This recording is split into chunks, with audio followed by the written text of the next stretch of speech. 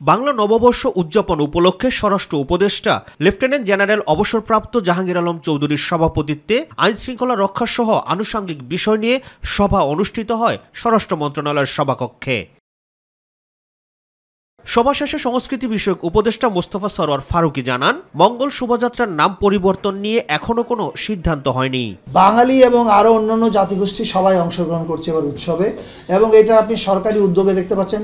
এখনই কিন্তু বান্দরবনে মেলা চলছে, আমাদের নৃগোষ্ঠীর আয়োজনে রাঙামাটিতে চলছে, এবং চৈত্র সংক্রান্তির দিনে ছুটি ঘোষণা করা হয়েছে যাতে ভিন্ন জাতিগোষ্ঠীর মানুষেরা উৎসব করতে পারেন। শোভাযাত্রা করে ঢাকা বিশ্ববিদ্যালয় 10 তারিখে তাদের প্রেস কনফারেন্সে সবাইকে জানাবে।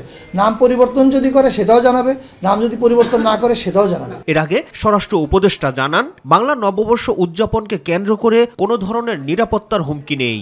মানুষেরকে আপনারা আশ্বস্ত করবেন এখানে কোনো নিরাপত্তা কোনো বিঘ্নিত হতে যেন না পারে, সব ধরনের ব্যবস্থা নেওয়া হবে। ফিলিস্তিন ইস্যুকে কেন্দ্র করে বিভিন্ন প্রতিষ্ঠানে হামলার ঘটনায় এরই মধ্যে 49 জনকে আটক করা হয়েছে জানিয়ে তিনি বলেন, সারা দেশের নিরাপত্তা নিশ্চিত করা সরকারের দায়িত্ব। স্বরাষ্ট্র মন্ত্রণালয়ের দায়িত্ব পুরা দেশের নিরাপত্তা বিধান করা, আপনাদের নিরাপত্তা দেওয়াও কিন্তু আমাদের দায়িত্ব। যেই জায়গাগুলি ঘটছে ওই যেগুলির নিরাপত্তা দেওয়া আমাদেরই দায়িত্ব। এখন যেটা ঘটে গেছে ওই জন্য যারা এটা ঘটিয়েছে তাদের বিরুদ্ধে আমরা আইনানুগ ব্যবস্থা নিব, এবং ভবিষ্যতে যেন এই ধরনের ঘটনা না ঘটে এই জন্য স্বরাষ্ট্র মন্ত্রণালয় ব্যবস্থা নেবে। রাকিব হাসান, মাই টিভি, ঢাকা।